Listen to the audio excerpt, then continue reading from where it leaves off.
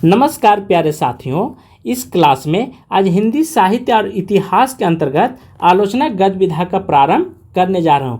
आप चाहे टीजीटी का एग्जाम दे रहे हैं, नेट का, जीआरएफ का या बिहार स्टेट का कोई भी शिक्षक पात्रता परीक्षा, सभी के लिए बहुत ही महत्वपूर्ण विषय है। इसलिए आप सभी लोग अंत तक पढ़ेंगे और कम सब्सक्राइबर व्यूज वगैरह देख करके वीडियो का स्किप न कीजिएगा। फर्स्ट में हिंदी आलोचना किसे कहते हैं, आलोचना का अभिप्राय क्या है, आलोचना आखिर किस वस्तु का नाम है, क्या किसी पेड़ का नाम है, किसी जानवर का। लेकिन हिंदी साहित्य में इन सभी चीज़ों से हट करके होती है। आलोचना हमारी, आपकी, प्रधानमंत्री सभी की आलोचना होता है। कोई सामने से करता है तो कोई पीछे से करता है, फर्क इतना ही। पर हिंदी साहित्य में व्यक्ति की आलोचना नहीं होती, यहाँ पे साहित्य कृति की आलोचना होती है। इस बात को आपको कंठस्थ कर लेनी है, ठीक है। तो आलोचना शब्द से क्या अभिप्राय, आलोचना शब्द लुच धातु से बना है, जिसका अर्थ होता है देखता है, किसी वस्तु या कृति के सम्यक व्याख्या, उसका मूल्यांकन आदि करना ही आलोचना कहलाता है। यह बात आपको किसी भी सूरत में रट लेनी है, क्योंकि बहुत बार एमए का जब एग्ज़ाम आप देते होंगे या बीए का, उसमें लिखने की बारी आएगी तो यह परिभाषा आपके काम की होगी। सेकेंड है, संस्कृत में प्रचलित टीका या व्याख्या और काव्य सिद्धांत निरूपण के लिए आलोचना शब्द का प्रयोग किया जाता था। बिल्कुल सही है। कभी भी पूछेगा कि संस्कृत में, तो टीका व्याख्यान के लिए यह प्रयोग किया जाता था, किसका, आलोचना का, ठीक है। आलोचना का कार्य क्या है, आखिर आलोचना जो है, आलोचक किस प्रकार से कवि, लेखककार इसका प्रयोग करते हैं साहित्य में, यह बात आपको ध्यान देने की जरूरत है। किसी साहित्य रचना की अच्छी तरह से जांच करके उसके रूप, गुण, अर्थव्यवस्था निर्धारण करना ही आलोचना कहलाता है।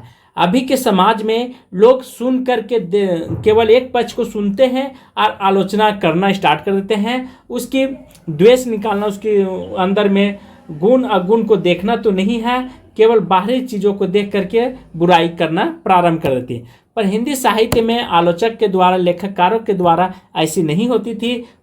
बहुत ही जांच परख करके ही आलोचना की जाती थी, और बहुत सारे कवियों के साथ और साक्ष्य के साथ, प्रमाणिक के साथ। जिस प्रकार समाज में लोगों की आलोचना होती है, उस टाइप का आलोचना नहीं से होता है, ठीक है। कथन, अब कुछ कथन है, जैसे विभिन्न विद्वानों के द्वारा दी हुई मत, आलोचना के बारे में विभिन्न विद्वान क्या कहते हैं, उसी के कथन के रूप में हम सभी लोग पढ़ते हैं।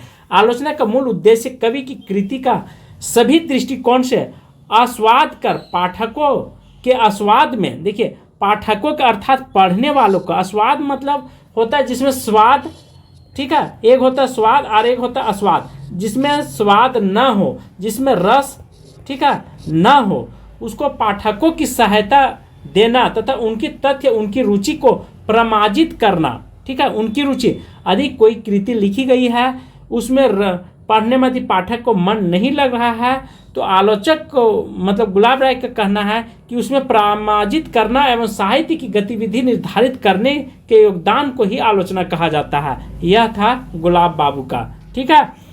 उसी प्रकार श्याम सुंदर दास क्या कहते हैं, साहित्य के क्षेत्र में ग्रंथ को पढ़कर उसके गुणों और दोषों का विवेचन करना, उसके संबंध में अपना मत प्रस्तुत करना या प्रकट करना ही आलोचना कहलाता है। बिल्कुल सही है। समाज की बुराइयों की जैसा नहीं, बुराई भी करना एक आलोचना होते, पर हिंदी साहित्य में या अंग्रेजी साहित्य में जो होता है, आलोचना उसकी दोष गुणों को पढ़ करके किया जाता है, ठीक है।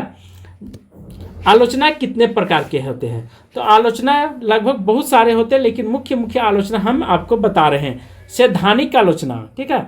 उसके बाद सेकंड में है व्यवहारिक आलोचना, थर्ड है तुलनात्मक आलोचना, फोर है प्रभावशाली आलोचना, और फाइव है ऐतिहासिक आलोचना, सिक्स है जीवन चरित्रात्मक आलोचना।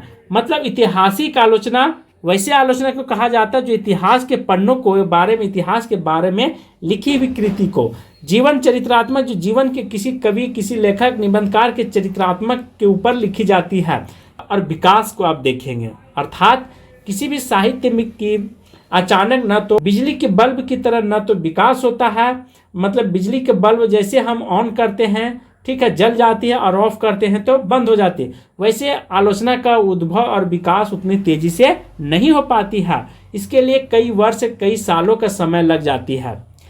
तो हिंदी में आलोचना का इतिहास देखें तो रीतिकाल से थोड़ा पहले प्रारंभ होती है। बहुत इंपॉर्टेंट है, कब से प्रारंभ होती है? तो रीतिकाल से ही प्रारंभ हो जाती है आलोचना। क्योंकि देखिए रीतिकाल में जितने भी राजा महाराजा हुआ करते थे और कवि लोग होते थे, वे केवल नारियों के, ठीक है, सौंदर्य में डूबे हुए रहते थे। नारी का जो चरित्र था उस काल में दिखाने की कोशिश की है कवियों के द्वारा, लेखककारों के द्वारा, वो बहुत ही छोटा मानसिकता की ओर ले जाती थी। पर यहाँ जब आधुनिक युग में महिलाओं को दिखाने की बारी आई तो उत्कृष्ट प्रदर्शन ऊंचाइयों तक पहुंचाया यहाँ की मतलब आलोचक ने, निबंधकारों ने, लेखकों ने। ठीक है, यही फर्क है रीतिकाल के कवि और आधुनिक काल के कवियों में। हित तरंगी के लेखक कृपाराम, ठीक है, हिंदी के पहले काव्य शास्त्री माने जाते हैं। बहुत इंपॉर्टेंट है, कभी भी पूछेगा काव्य शास्त्री के हिंदी के पहले काव्य शास्त्री के रूप में किसे जाना जाता है? तो हित तरंगी के लेखक कृपाराम को जाना जाता है। यह बात आपको भूलनी नहीं है। आलोचक का, ठीक है, आलोचना का विकास कैसे होता है, वो समय सीमा क्या है, इस बात को आपको भूलनी नहीं है। ध्यान रखना है कि आलोचना का जो विकास का समय सीमा निर्धारित किया गया है विद्वानों के द्वारा, महापंडितों के द्वारा, वह 4 भागों में किया गया है। जैसे भारत तेंदु युग। अब भारत तेंदु का जन्म 1850 में होती है, ठीक है, उसके बाद 1885 में इनकी मृत्यु हो जाती है। तो यहाँ से बांट दिया गया है, ठीक है, विभाजन किया गया। उसी प्रकार द्विवेदी युग, शुक्ल युग और शुक्लोत्तर युग 4 भागों में बांटा गया, आपको ध्यान रखना है। अब यहाँ से प्रारंभ होते मुख्य बिंदु। इस युग में आलोचना का 5 रूप लक्षित किए गए थे, जैसे शास्त्रीय आलोचना, तुलनात्मक मूल्यांकन आलोचना, अन्वेषण एवं अनुसंधान आलोचना, 4 है परिचयात्मक आलोचना और 5 है व्याख्यात्मक आलोचना। ठीक है, इसी के आलोचना के दायरे में रखते हुए बहुत सारे आलोचना के प्रकार निर्धारित किया गया है। भारत तेंदु युग में जिस प्रकार गद्य की अन्य विधाओं का जन्म हुआ, उसी प्रकार आलोचना का भी प्रारंभ हो गया था इस युग में। देखिए भारत तेंदु युग यह बहुत ही स्वर्ण युग माना जाता है आधुनिक युग का। ठीक है, इस युग में निबंध का भी प्रारंभ हुआ और उपन्यास भी प्रारंभ हुआ। जैसे उपन्यास गद्य विधा जो था वो जो पश्चात काव्य शास्त्रियों के द्वारा यह प्रारंभ नहीं की गई थी, न उनके द्वारा लिखी गई थी, और बहुत सारे चीज़ों के यहाँ से मतलब प्रारंभ होती है जीवनी का। तो ये सब देन जो है से भारत तेंदु का ही देन है। भारत तेंदु युग में जैसे जैसे साहित्य रीतिकालीन अंत हुआ, ठीक है, लीला विनोद से निकल करके जनमानस समूह के हृदय के जनमानस पटल पर अग्रसर हुआ। कहने का अर्थ है कि रीतिकाल में जो कवि थे, ठीक है, वो तो केवल श्रृंगारिकता की दुनिया में डूबे रहते थे, कि सौंदर्य में डूबे हुए रहते थे। उसी से निकल करके भारत तेंदु युग में नई दिशा, नई रोशनी का समावेश हुआ, प्रकाश हुआ और पूरे भारत में फैला। भारत काल में आलोचक पत्र पत्रिकाओं के माध्यम से कवि वचन सुधा, हरिश्चंद्र मैगजीन और हिंदी प्रदीप प्रमुख ये सब थे आलोचक के रूप में। ठीक है, किसके माध्यम से? तो वचन सुधा के माध्यम से, हरिश्चंद्र मैगजीन के माध्यम से और हिंदी प्रदीप के माध्यम से, ये सब पत्र पत्रिकाओं के माध्यम से मतलब आलोचना की जाती थी। हिंदी प्रदीप में अपेक्षाकृत गंभीर आलोचनाएं प्रकाशित होती थी। बहुत इंपॉर्टेंट है, यदि पूछेगा कि गंभीर आलोचना किसमें प्रकाशित होती थी, तो वह था हिंदी प्रदीप पत्रिका में। आधुनिक भारत में पहले सैद्धांतिक आलोचना नाटक को माना जाता है। ठीक है, किसको माना जाता है? नाटक को। और पहला जो है सभी लोग आलोचना के रूप में नाटक को ही मानते। प्रथम आलोचना के रूप में यदि कोई पूछेगा तो आपको नाटक को लगाना है। और नाटक भरत मुनि के नाट्य शास्त्र के ऊपर लिखी गई आलोचना है। ठीक है, जो कि यह नाटक जो है यह भारत तेंदु के द्वारा लिखा गया आलोचना है। इस बात को आपको किसी भी हाल में भूलनी नहीं है। डॉक्टर बच्चन सिंह ने लिखा है, हिंदी के पहले आलोचक संयोगिता स्वयंवर पर लिखी गई आलोचना पहली आलोचना है, जो 1886 ईस्वी में लिखी गई थी। किनके द्वारा लिखी गई थी? तो डॉक्टर बच्चन सिंह ने लिखा है संयोगिता स्वयंवर। ठीक है, वही उसी को पहला आलोचना मानते हैं डॉक्टर बच्चन सिंह। पर बालकृष्ण भट्ट को आधुनिक हिंदी के व्यवहारिक आलोचना का जनक माना जाता है। किनको? तो बालकृष्ण भट्ट को। किस आलोचना का? तो व्यवहारिक आलोचना। व्यवहारिक आलोचना का जनक, अर्थात हम सभी का व्यवहार, ठीक है, व्यवहार किसी का खराब भी हो सकती है, अच्छी भी हो सकती है।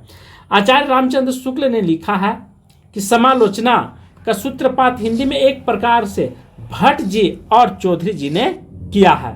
आचार्य रामचंद्र शुक्ल जी बहुत बड़े विद्वान थे, इनको हल्के में आपको नहीं लेना है। जगन्नाथ प्रसाद कृत, छंद प्रभाकर, कविराज मुरारी दान कृत जो है से जसवंत जसोभूषण इनका कृति है, यह बात आपको ध्यान रखना है। उसी प्रकार प्रताप नारायण सिंह के द्वारा रस कुसुमार इनका कृति है। और टीका पद्धति के भाष्य के अंतर्गत बिहारी सतसई पर लालू लाल कृत जो लाल चंद्रिका का है, ठीक है, लालू लाल द्वारा जो कृत लिखी गई थी वह लाल चंद्रिका लिखी गई थी, जो संशोधित रूप ग्रियर्सन ने 1896 में प्रकाशित करवाए थे। यह आलोचना कब प्रकाशित करवाए थे? तो 1896 में। किनके द्वारा? तो महोदय ग्रियर्सन के द्वारा। क्यों करवाए थे? विदेशों में जाकर, क्योंकि भारत में छापखाने जो थे वो न के बराबर थे और यहाँ उतना पैसे नहीं थे इन कवियों के पास जो कि अपने मन से छपा सकते थे, तो ये विदेश ले जा करके छपवाए थे, प्रकाशित करवाए थे। इस युग के अन्य समालोचक बद्रीनारायण चौधरी जी भी हैं, किस युग के? भारत केंद्रीय युग के, और बालकृष्ण भट्ट जी भी जाने जाते हैं। उसी प्रकार प्रताप नारायण मिश्र, ये 3 कवि जो हैं वो भारत केंद्रीय युग के हैं। द्विवेदी युग, द्विवेदी युग महावीर प्रसाद द्विवेदी के नाम से ही द्विवेदी युग नाम पड़ा है, यह बात आपको कंठस्थ कर लेनी है। भारत तेंदु के बाद हिंदी आलोचना ही नहीं, संपूर्ण हिंदी साहित्य पर आचार्य महावीर प्रसाद द्विवेदी का सबसे अधिक प्रभाव रहा है। यदि आपसे पूछेगा, आपके मन में सवाल चलती होगी, तो यह बात आप यहाँ से आज क्लियर कर लीजिएगा। द्विवेदी जी ने हिंदी के प्रथम लोकवादी आचार्य माने जाते हैं और नवीनता के पोषक थे। नवीनता के अर्थात आधुनिक युग में नए नए चीज़ों के इन्वेंशन, खोज करना, नए नई चीज़ों पर लिखना, ये महावीर प्रसाद द्विवेदी का ही देन है। आचार्य द्विवेदी ने जहाँ सरस्वती पत्रिका के संपादक के रूप में आलोचना की भाषा का स्वरूप सुव्यवस्थित किया था, उसी प्रकार यहाँ से बहुत सारे चीज़ों का आपको रट लेनी है, अन्यथा बाद में फिर पछताएंगे। उसी पर वहीं श्याम सुंदर दास ने आलोचना के आवश्यक उपादान एकत्र किए तथा उन्हें व्यवस्थित और संयोजित किया। द्विवेदी युग में नवरत्न कवियों की जगह दिया गया, जैसे गोस्वामी तुलसीदास, महात्मा सूरदास को दिया गया। नवरत्न जहाँ भी आएगा वहाँ पे आपको ख्याल रखना है कि इसके अंतर्गत 9 आलोचक आए थे, यह 9 कवि को रखा गया था, इसी को नवरत्न दिया गया है नाम, ठीक है। पीजीटी हो, टीजीटी हो या कोई भी स्टेट एग्जाम हो, सभी ने यह निश्चित है आने की संभावना रहती है।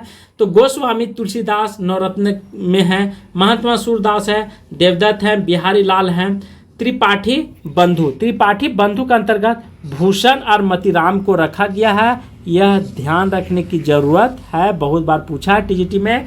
और उसके बाद छठे कवि के रूप में केशव दास हैं, 7वें कबीर दास है, 8वें चंद्रबार दाई और 9वां जो भारत तेंदु हरिश्चंद्र को रखा गया है नवरत्न के अंतर्गत, ठीक है। उसी प्रकार कुछ बातें और आपको ख्याल रखना है, जैसे सन 1910 में मिश्र बंधु ने प्रसिद्ध आलोचना ग्रंथ हिंदी नवरत्न की रचना की थी। सर्वप्रथम सन 1907 में, ठीक है, कब? 1907 में सरस्वती में पद्म सिंह शर्मा ने बिहारी और फारसी कवि सादी के तुलनात्मक आलोचना की थी। हिंदी नवरत्न में मिश्र बंधु ने सर्वप्रथम देव बड़े की बिहारी बड़े विवाद को खड़ा कर दिया था। अर्थात किसी को लगता था कि देव बड़े हैं, किसी को लगता था बिहारी बड़े हैं, तो यह मिश्र बंधुओं ने प्रारंभ की थी और एक गोष्ठी हुई थी, ठीक है। सभी कवि वहां जाकर के सम्मेलन हुआ था, समकक्ष में बैठे थे और इस पर चर्चा किए थे, तो उसी को आज हम बताने जा रहे हैं, यह बात आपको ध्यान रखना है। तो सबसे पहला नोट कर लें यहाँ से, देव बड़े की बिहारी विवाद में भाग लेने वाले आलोचक और कृतियाँ, जैसे पद्म सिंह शर्मा कहते हैं बिहारी सतसई को, ठीक है, ये आलोचना करते हैं और बिहारी को ही बड़े कवि के रूप में मानते हैं। पद्म सिंह मोस्ट इम्पोर्टेंट है, ठीक है, BBI।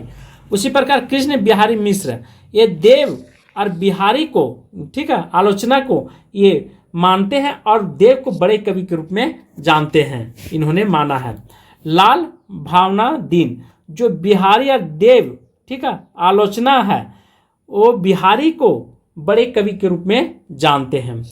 द्विवेदी युग में रीतिकालीन लक्षण ग्रंथों की परंपरा से में प्रकाशित होने वाले शास्त्रीय ग्रंथ निम्न प्रकार से है। जैसे द्विवेदी युग में शास्त्रीय परंपरा पर है, ठीक है, संस्कृत के परंपरा पर, जैसे ज्वाला स्वरूप, रुद्र पिंगल आलोचना है, किनके द्वारा लिखी गई है, तो ज्वाला स्वरूप के द्वारा लिखी गई है। प्रताप नारायण सिंह के द्वारा रस सुकुमार कर लिखा गया है। जगन्नाथ प्रसाद भानु के द्वारा काव्य प्रभाकर और छंद प्रभाकर 2 कृतियां लिखी गई है आलोचना, ठीक है। जानकी प्रसाद के द्वारा काव्य सुधाकर लिखा गया है। कवि राज मुरारी दान के द्वारा जसवंत जसो, ठीक है, यह कृति, यह आलोचना लिखी गई है। आपको इतनी सारी बातें भूलना नहीं है, छोटे यूजर देख करके आपको इग्नोर नहीं करना है। आज की क्लास में यहीं पे समाप्त करता हूं, और यदि आपके अंदर में थोड़ा सा भी मानवता नाम का चीज़ होगा तो शेयर कीजिएगा, लाइक कीजिएगा और सब्सक्राइब कीजिएगा। धन्यवाद।